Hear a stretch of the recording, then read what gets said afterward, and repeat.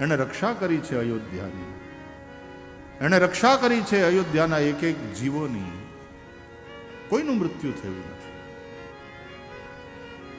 કોઈનો જન્મ પણ થયો નથી. તો 1000 વર્ષનો યજ્ઞ, આ ઉપક્રમ, અને એમાં રોજ સવારે યજ્ઞ થાય, આહુતિઓ અપાય. યજ્ઞના ધુમાડાથી નૈમિષારણ્યનું આખું વાતાવરણ પવિત્ર અને સુગંધિત. બપોરના ભાગમાં કંદમૂલ ફલ ભોજન, અને પછી અપરાહ્ન સમયમાં એટલે કે બપોર પછીના ભાગમાં કથા સાંભળે છે. દરેક યજ્ઞ સાથે સત્સંગ કથાને જોડવાની પરંપરા છે આપણી. કોઈ પણ સત્કર્મ હોય એની સાથે સત્સંગ અનિવાર્ય. તમે તીર્થયાત્રા કરવા જાઓ ને તો તીર્થમાં રહી અને ભજન કરનારા સાધુ સંતોને મળો, સત્સંગ કરો, નહીં તો તીર્થયાત્રા તમારી અધૂરી. તમે તીર્થમાં જઈ સ્નાન કરો, તીર્થ દેવતાઓનું દર્શન કરો, તીર્થમાં જઈને તમે દાન કરો, એ બધું તો જરૂરી છે જ, પણ જો તમે તીર્થમાં જઈને સત્સંગ ન કર્યો તો તીર્થયાત્રા અધૂરી. વિદુરજી તીર્થયાત્રા કરવા નીકળ્યા અને એમાં વિદુરજીએ શ્રી ગંગાજીના તટ ઉપર મૈત્રેયજીથી સત્સંગ કર્યો. દાઉજી મહારાજે પણ તીર્થયાત્રા કરી છે, બલભદ્રજી, એનું વર્ણન છે ભાગવતમાં. આખા ભારતની ઠેઠ દક્ષિણ સુધી ગયા છે દાઉજી. દક્ષિણ ભારતના તીર્થોની પણ યાત્રા કરી દાઉજી મહારાજ, અને એ પણ નૈમિષારણ્યમાં પધાર્યા છે દાઉજી. અને ત્યારે આ લોકોની પાછી કથા હાલતી હતી, યજ્ઞ ચાલતો હતો, અને એ યજ્ઞમાં દાઉજી પધાર્યા છે. ભાગવતના 10મ સ્કંધના ઉત્તરાર્ધમાં કથા છે કે દાઉજી દ્વારા પછી જે રીતે સૂતનો શિરચ્છેદ થાય છે, અને પછી એ સૂતના દીકરા એને આશીર્વાદ આપીને કથા સંભળાવવા માટે બેહાડે છે. આ બધી કથાઓ 10મ સ્કંદ ઉત્તરાર્ધમાં છે. તીર્થયાત્રા, એની સાથે પણ સત્સંગ જોડો. તમે સત્યનારાયણની પૂજા રાખો છો ઘરે, તો સત્યનારાયણની પૂજા બ્રાહ્મણ પહેલા કરાવે, અને પછી બ્રાહ્મણ દેવતા 5 અધ્યાયની સત્યનારાયણની કથા સંભળાવે છે કે નહીં? એ સત્સંગ. આપણે આ પ્રતિષ્ઠા કર્મ થયું, પુનઃ પ્રતિષ્ઠા, એ સત્કર્મ, પણ એની સાથે પછી 7 દિવસની આ કથા જોડી, સત્સંગ. દરેક સત્કર્મ સાથે સત્સંગ જરૂરી છે. તો અપરાહ્ન સત્રમાં એટલે કે બપોર પછીના ભાગમાં કથા થાય છે. 88,000 ઋષિઓ એની સભા નૈમિષારણ્ય અને જંગલના ઝાડવાની છાયામાં બધા બેઠા છે. આજુબાજુ યજ્ઞ વેદિકાઓમાંથી હજી પણ થોડો થોડો ધુમાડો ઉઠે છે. વાતાવરણ પવિત્ર છે, સુગંધી છે, અને એક ઝાડની નીચે, સામાન્ય રીતે આપણે ત્યાં રામકથાની પણ વાત કરીએ ને તો એ વડલાના ઝાડની નીચે થાય. યાજ્ઞવલ્ક્ય ઋષિ મુનિ ભરદ્વાજજીને કથા સંભળાવે છે પ્રયાગમાં, એ પણ વડલાની નીચે, અક્ષયવટની નીચે. ભગવાન શિવ કથા સંભળાવે છે પાર્વતીજીને કૈલાસના ગિરિશિખર ઉપર, એ પણ વટવૃક્ષ નીચે. કાકભૂષુંડીજી કથા સંભળાવે છે, પક્ષીઓની સભા છે, ગરુડજી બેઠા છે, એ પણ વટવૃક્ષની નીચે. વડલાની નીચે બેસીને કથા કેમ? રામચરિતમાનસ અનુસાર વડલો વિશ્વાસનું પ્રતીક છે. બટુ વિશ્વાસ અચલ નિજ ધર્મા, તીરથ રાજ સમાજ સુકર્મા. વડલો વિશ્વાસનું પ્રતીક.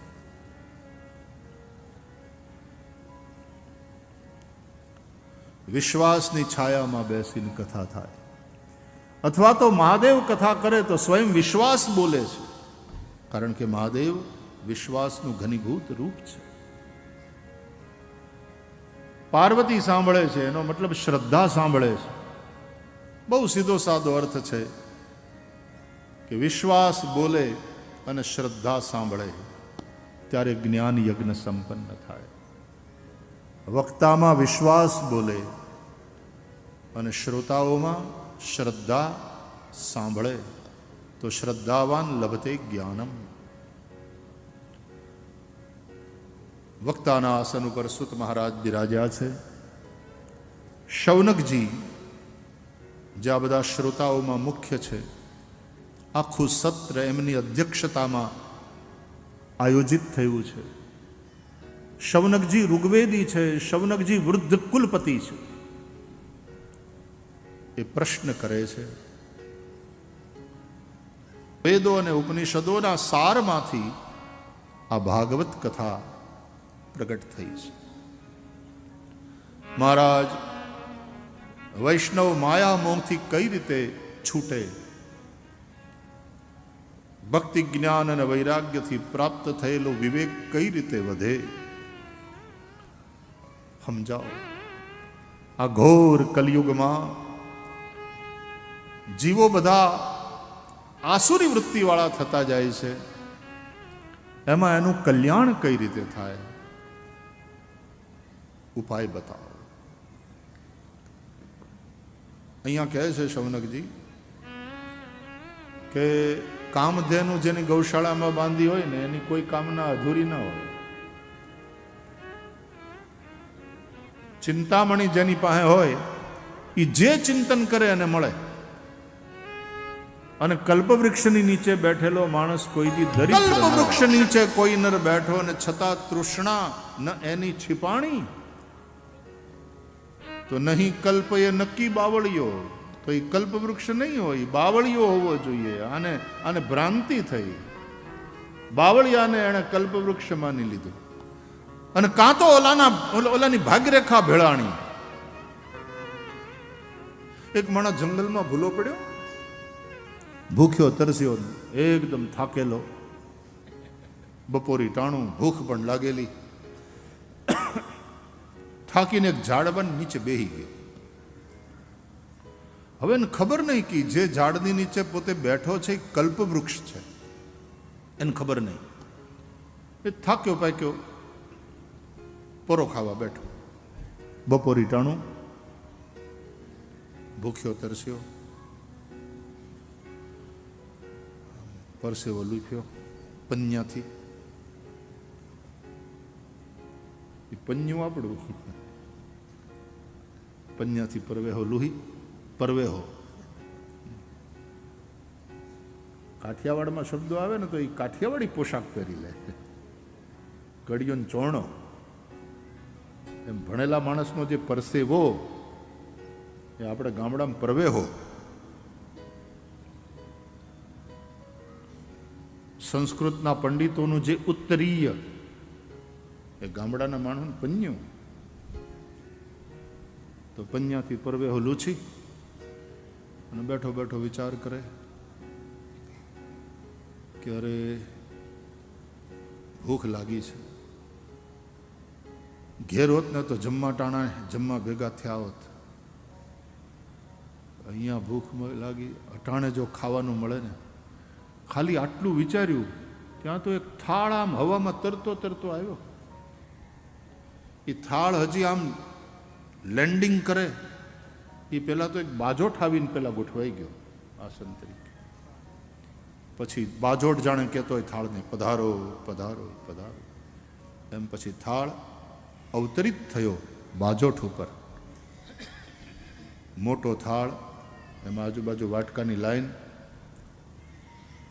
તો એમાં આને જે જે ભોજન ભાવતા હતા ને એ બધા શ્રીખંડ, પૂરી, મગની છૂટી દાળ, ઊંધિયું, કઢી, બટેટાવડા, ચટણી, પાપડ અને એક મોટા લોટામાં છાશ.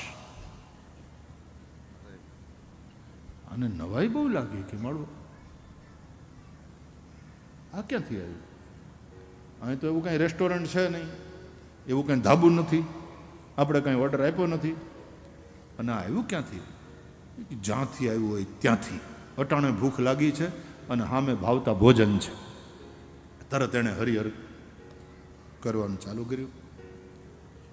ખૂબ પ્રેમથી ભોજન કર્યું, જરાય ખૂટે એમ નહોતું, પેટ ભરાઈ ગયું, છાશ પીધી, પાણીની ઈચ્છા કરીને ત્યાં તો પાણીનો લોટો તરતો તરતો આવ્યો, આમ ઝીલી લીધો. જે મકર સંક્રાંતિમાં અમદાવાદના જુવાનિયાઓ કોકનો કપાયેલો પતંગ પકડે ને લૂંટે, એમ પાણીનો લોટો લઈ હાથ મોઢું ધોઈ પાણીનું આચમન કર્યું, ઓડકાર ખાધો. વાય વાય, ધરાઈ ગયા. એવો થાક્યો હતો કે અહીંયા જો ઢોલિયો હોય, એની માથે ગાડલું હોય, એક પાતળી ચાદર હોય, ઓશિક હોય, આ ઝાડની છાયા ને આવો વાહર આવે, સરસ મજાની હવા ચાલે છે, આટલું ખાલી એણે વિચાર્યું, આટલી ઈચ્છા કરી અને ઢોલિયો તરતો તરતો આવ્યો. જેવો એણે કલ્પના કરી હતી એવો જ આખો ઢોલિયો લેન્ડ થયો, હેલિકોપ્ટર લેન્ડ થાય એમ.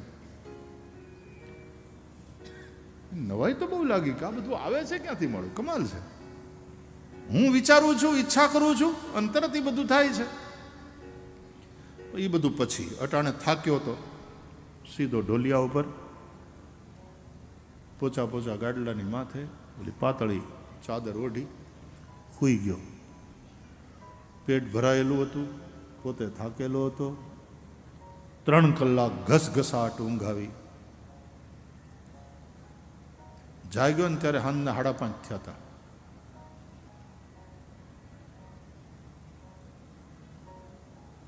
પછી રોજની આદત, ચાનું ટાણું.